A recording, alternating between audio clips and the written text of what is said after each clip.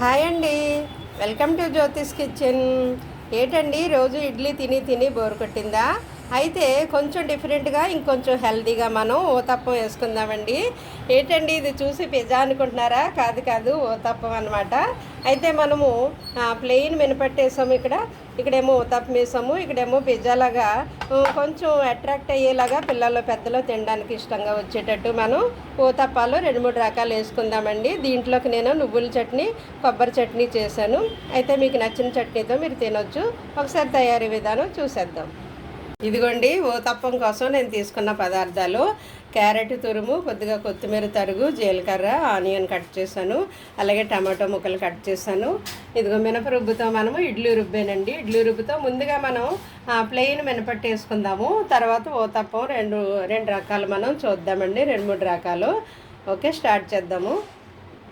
ఇదిగోండి, stove on చేసి నేను ముందుగా పెనం పెట్టుకున్నాను. అయితే నేను నూనెకి బదులు నెయ్యి వేస్తున్నానండి. మీకు నచ్చితే ఆయిల్ వేసుకోండి, లేదంటే నెయ్యి వేసుకోండి.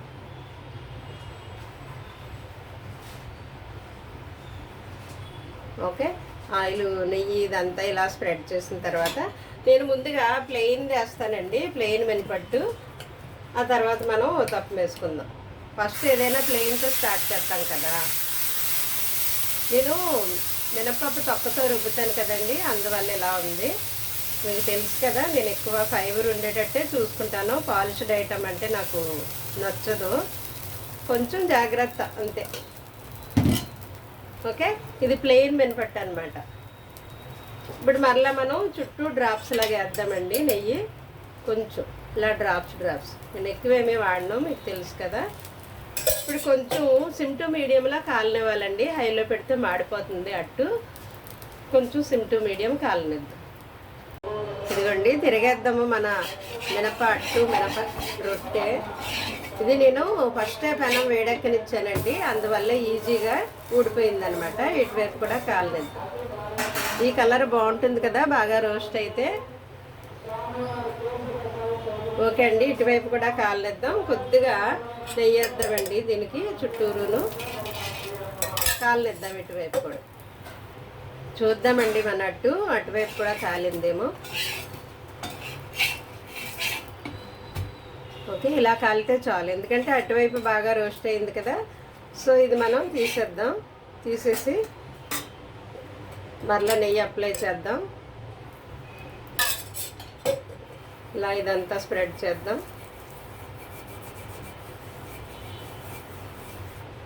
ఇప్పుడు ఊతప్పం వేసుకుందామండి.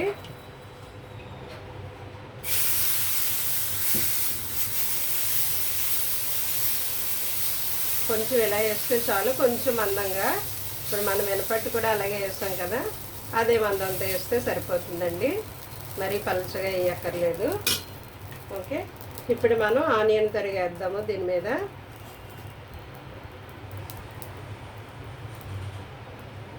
ఆనియన్ వేసాను, తర్వాత నేను జీలకర్ర వేస్తున్నానండి. తర్వాత క్యారెట్ తురుము వేస్తున్నాను. మీరు కావాలంటే పచ్చిమిర్చి తరుగు కూడా వేసుకోవచ్చు.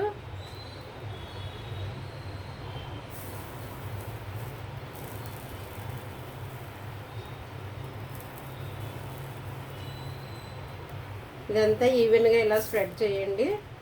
తర్వాత కొత్తిమీర వేద్దాం ఫైనల్గా. ఇందులో కరివేపాకు తరిగేస్తే బాగోదు, ఎందుకంటే కొంచెం కరివేపాకు గట్టిగా ఉంటుంది, నవ్వలేం కదా. అందుకు కొత్తిమీర అయితేనే బాగుంటుంది. ఓకే, దీని చుట్టూ మరలా మనం ఇప్పుడు నెయ్యి డ్రాప్స్ లాగా వేద్దామండి. ఇది కొంచెం అలా సిమ్ టు మీడియమే కాలనివ్వాలండి, మాడిపోతుంది. నేనైతే సిమ్లోనే ఉంచాను. ఓకే, కాలనిద్దాం. కాలిన తర్వాత అటువైపు కూడా మనం టర్న్ చేద్దాం. చూద్దామండి మన ఊతప్పం. ఈజీగానే ఉడిపోతుంది. ఓకే, దీన్ని ఇటువైపు తిరిగేద్దాం.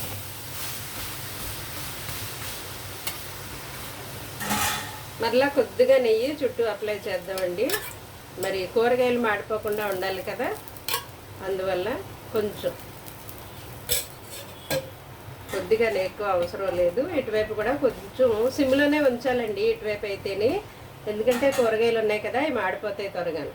సో సిమ్లోనే ఉంచాలి మనం. కొద్దిగా 1 మినిట్ అలా కాలనిచ్చి తీసేద్దామండి.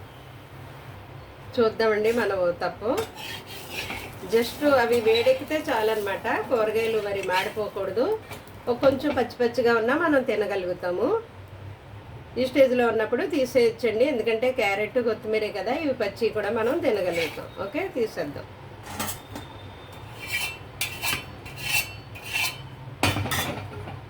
ఇప్పుడు మరలా మనం నెయ్యి అప్లై చేద్దాం. ప్రతిసారి నెయ్యి అప్లై చేయాలి మరి, ఎందుకంటే అంటుకుపోకుండా అది ఈజీగా ఓడాలి కదా.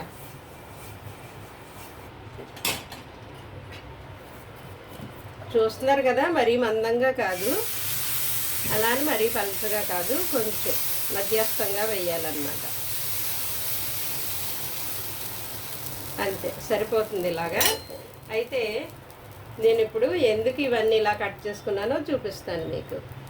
ఇదిగో ఆనియను ఇలా పేరుస్తున్నాను.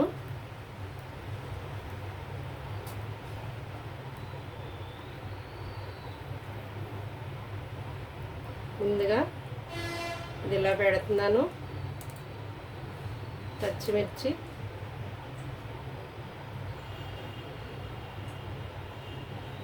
ఓకే. ఈ మధ్యలో మనం ఇలాగా గార్నిషింగ్ చేయాలన్నమాట వెజ్ తోటి. అప్పుడు పిల్లలు పెద్దలు భలే అట్రాక్ట్ అయ్యి వస్తారు కదా తినడానికి, చాలా ఇంట్రెస్టింగ్గా ఉంటుంది అన్నమాట.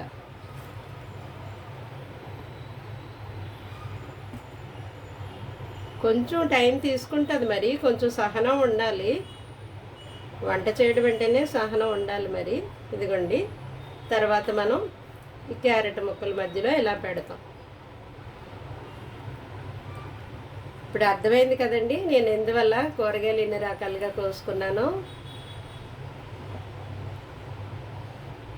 ఇప్పుడు మరలా మనం క్యారెట్ ముక్కలు ఈ విధంగా అక్కడక్కడ పేర్చేస్తాం. సో ఇది చూడడానికి పిజ్జాలా ఉంటుంది అనమాట. పిల్లలు త్వరగా పరిగెట్టుకు వస్తారు తినడానికి. నేను కొద్దిగా జీలకర్ర వేస్తున్నానండి పైన.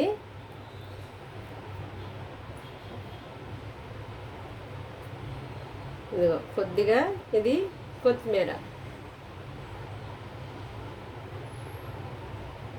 మీకు నచ్చినట్టుగా మీరు ఇలాగా డెకరేట్ చేసుకోండి. సేమ్ ఇలాగని ఏమి లేదు, మీకు నచ్చినట్టు మీరు కూడా, నేను జస్ట్ ఐడియా ఇస్తున్నాను అంతే. మీకు నచ్చినట్టు మీరు డెకరేట్ చేసుకోవచ్చు. ఓకే, మరి ఓవర్గా పెట్టేయద్దు. ఇలా బాగుంది కదా.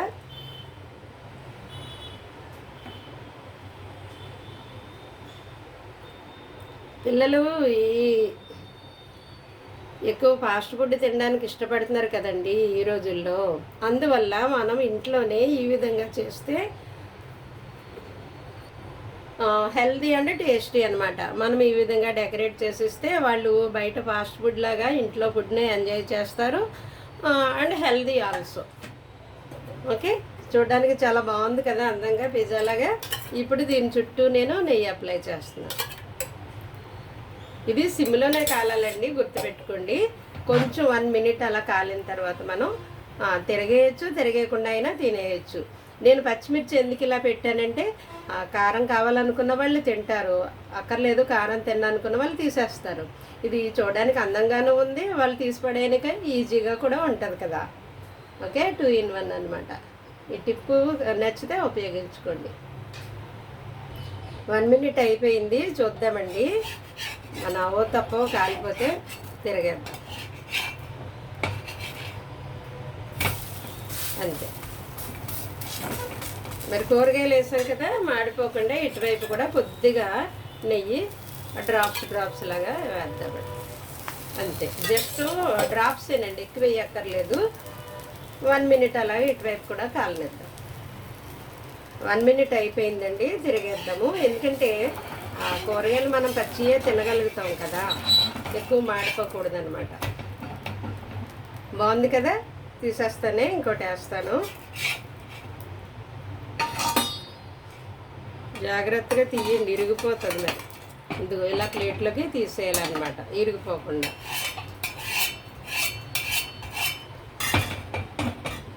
అది పిజ్జా లాగా వేసాను. ఇప్పుడు మళ్ళీ నార్మల్గా ఇంకో ఊతప్పం వేద్దాం, ఎప్పుడు వేసుకునేటట్టు నార్మల్గా.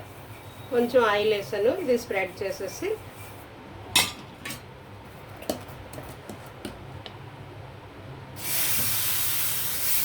ఓకే, ఇడ్లీ రుబ్బు వేస్తాను దీని మీద.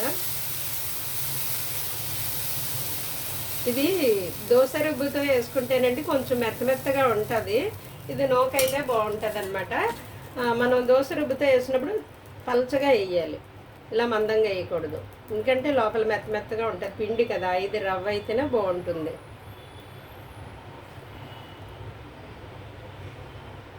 ఇలాగా మీకు ఆనియన్ ఎక్కువ కావాలంటే ఎక్కువ వేసుకోండి, తక్కువ తినేవారు తక్కువ వేసుకోండి. జీలకర్ర వేస్తే బాగుంటుంది కదా, టేస్ట్ బాగుంటుంది, డైజెషన్ బాగా అవుతుంది, కొలెస్ట్రాల్ లెవెల్స్ తగ్గుతాయట, షుగర్ లెవెల్స్ తగ్గుతాయట.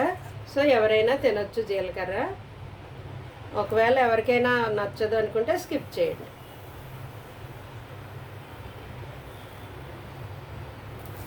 మనం చేసుకునే దాంట్లోనే కొంచెం హెల్తీగా చేసుకుంటే ఆ టేస్ట్ని మనం ఎంజాయ్ చేస్తాము, హెల్తీగాను తింటాము.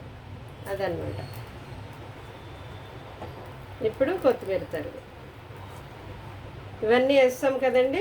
ఇప్పుడు మరలా మనము చుట్టూరు కొద్దిగా నెయ్యి డ్రాప్స్ వేద్దాము. 1 మినిట్ ఇలా కాలితే మనం మళ్ళీ అటువైపు తిరగేసుకోవచ్చు. కాలనిద్దామండి 1 మినిట్ అయిపోయింది. తిరగేద్దాం మనం. సిమ్లోనే ఉంచండి, ఎందుకంటే మాడిపోకుండా జాగ్రత్తగా ఇలా తిరగేయడం. ఇప్పుడు మరలా చుట్టూ కొద్దిగా నెయ్యి స్ప్రెడ్ చేద్దాం, ఎందుకంటే కూరగాయలు మాడిపోకుండా రోస్ట్ అవుతాయి అన్నమాట. మళ్ళీ 1 మినిట్ అలా ఉంచుదామండి. 1 మినిట్ కూడా అవసరం లేదు దీనికి, జస్ట్ అలాగా పై లేయరు కాలితే సరిపోతుంది, పచ్చిగా ఉండకుండా కూరగాయలు. 1 మినిట్ అయిపోయింది. తిరగేద్దాం ఇప్పుడు దీన్ని. కొంచెం ఇలా లూజ్ చేసుకుని అప్పుడు తిరగేస్తే అంతే అయిపోయింది. తీసేసి మనము ప్లేట్లో పెట్టుకుందామండి తినడానికి. ఇదిగోండి వేడివేడిగా మన ఓతప్పాలు రెడీ అయిపోయాయి. ఇదైతే ప్లెయిన్ మినపట్టు వేసాను కదా, ఇవి అయితే ఓతప్పాలు. ఇదైతే పిజ్జా లాగా ఓతప్పం మనం వేసుకున్నాము. ఈ విధంగా ఎన్ని కావాలంటే అన్నీ మనం వెరైటీస్ చేసుకోవచ్చండి.